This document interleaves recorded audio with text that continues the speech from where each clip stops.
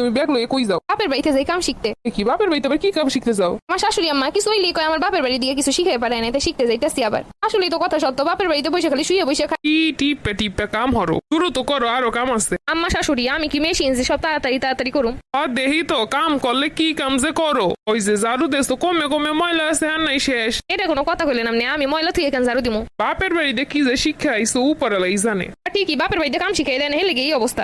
আহারে রুমের সিঁড়ি কেন সকালটা হইছে বিছানটা গুছাই রাখবো না? ও আম্মা কারে কইতাছেন? হইতেছি তোমারই বাপের বাড়িতে কিছু শিখে টিকে আনায় নাকি? সকালটা বেলা ঘরের বউরা সবকিছু গুছগাছ করে রাখবো। সকালটা বেলা মাত্র হইছে, আমি মুখটা ধুইয়া মাত্র এই বেরোইলাম। আর একটা কথা আপনি ঠিকই কোন, আমার বাপের বাড়িতে আমার কিছু শিখে পাঠায় নাই। আর আম্মা শোনেন একটা কথা কই আপনারে, আপনি আমার এল্লারে খালি কইবেন না যে আমার বাপ মা কিছু শিখে পাঠায় নাই। আমি হ্যাঁ করে কইলে হেরা বিশ্বাস করতে চায় না। আপনি একটু হ্যাঁ করে ফোন দিয়ে কথাটা কইবেন তো, ও দেখলে আমার লক্ষ্য এরমের। হ্যাঁ করে যদি ফোন দিয়ে একটু কই হলে আমি একবারই যে কামটা আমি শিখে বাড়াইতে পারি। আমি আল্লাহ কইলে বুঝে আমি মনে হয় ঝগড়াঝাড়ি করে গেছি আমার বাপের বাড়ি। দূর আমার বাপের বাড়িতে সত্যি আমার কিছু শিখে পাঠায় নাই। আর হু দেখলে আমি কথা শুনি। ওই যে বৌমা তুমি আগে তরকারি বইছো কি লেগে আগে ভাত ববা না? আম্মা আগে আর পরের কি আছে, তরকারি দিয়েই তো ভাত খাইবো না, খালি ভাত খাইবো। বাপের বাড়িতে খালি কথাটাই শিখেইছে, কামের কাম কিছুই না। আম্মা আপনি বাটটা বসান, আমি হ্যাঁ যাবো। ওই যাবা তুমি?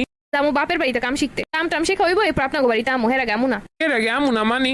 কোনো কাম নাকি শিখে নেই, এই লেগে বাপের বাড়িতে যাবো কাম শিখতে। যেই বছর শেখা হইবো এই বছর আমো। কিছু হইলে খালি বাপের বাড়িতে শিখে পাঠায় নাই। এ কি তুমি ব্যাগ লয়ে কই যাও? বাপের বাড়িতে যাই কাম শিখতে। এ কি বাপের বাড়িতে আবার কি কাম শিখতে যাও? আমার শাশুড়ি আম্মা কিছু হইলে কয় আমার বাপের বাড়ি দিয়ে কিছু শিখে পাঠায় নাই, তাই শিখতে যাইতেছি আবার। আসলেই তো কথা সত্য, বাপের বাড়িতে বসে খালি শুয়ে বসে খাইছি, ফোন টিপসি, ঘুমাইছি। এরমের কাজের বুয়ার মতো কাজ করা কি সম্ভব? এর লেগে এবার যাইতেছি কাজ করে ট্রেনিং নিতে। এটা কোনো কথা কইলা? তো কি আমি কি সারাক্ষণ শুনবো নাকি বাপের বাড়ি দিয়ে কিছু শিখায় নাই? আম্মা আছে না, আম্মা তোমার শিখাই দিবে। কইলে একটা কথা, এরম কি কাজ শেখা যায়? সকাল থেকে শুরু করে ঘুম পর্যন্ত হে খালি কাম শিখে, এই কাম কি জীবনে মনের ভিতর ঢুকে? বাপের বাড়িতে যাবো নিরিবিলিতে কাম শিখবো, প্রত্যেকদিন একটা একটা করে কাম করুম, এইটা শিখুম। এক লগে কি সকাল হইতে সন্ধ্যা পর্যন্ত জীবনেও কোনো কিছু করলে এটা মনে থাকে, এটা করুন যায়। তাই আমি এখন বাপের বাড়িতে যাবো কাম শিখতে, তুমি আমার একটু দিয়াও দেখি। আমি কি ওরম কইছি? যেরমি কোন আপনি টিচার ভালো না, আমি আপনার দ্বারা শিখুম না। সারা জীবন যেই সব স্যাররা খেটখেট করছে একদারে পড়তে যাই নাই। এরকম সারাক্ষণ আপনার মতো কটমট করলে জীবনে মনের ভিতরে ঢুকবো না, কাজ কামও মনে থাকবো না। এর লেগে যাইতেছি ঠান্ডা মাথা আমার বাপের বাড়ি শিখতে। যাই হোক, আরেকটা কথা, আপনার বাপ মায়ের ভালো মতো ব্যবহার করা শিখায় নাই। আপনার ভিতরে মানবতা কম আছে। আপনার বাপ মার অন্তত এগুলো শেখানোর উচিত ছিল। যাই হোক, এই কথা কিছু মনে করেন না, খালি কাজ শিখাইলেই হয় না, ভালো ব্যবহারও শিক্ষা লাগে বাপের বাড়ি দিয়া। আপনারা কইলাম আপনিও যেন আমার মতো নিজের শুধরাইতে পারেন। তাই তুমি কাম শিখে আসবা কবে? কি বলো, এইগুলা কাম কি একটার দুইটা, কতগুলা কাম, এগুলো শিখতে অন্তত 2-3 বছর তো লাগবেই। তাহলে আমি থাকুম কেমনে?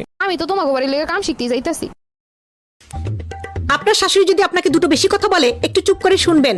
তারপর আপনার ননদ যদি বেশি কথা বলে তাহলে চুপ করে শুনবেন। তারপর দেবর ভাসুর যে যাই বলুক না কেন একটু চুপ করে শুনবেন। আর জামাই আসার অপেক্ষা করবেন। যখন জামাই আসবে তখনই যে যা বলেছে আপনার মনে যত দুঃখ কষ্ট আছে সবকিছু বলবেন। আর তখন কি হবে জানেন? কিছুই হবে না। জামাই আর উল্টা বেশি কথা শোনাবে আপনাকে, কারণ শত্রুপক্ষের সেনাপতি তো আপনার জামাই নিজেই।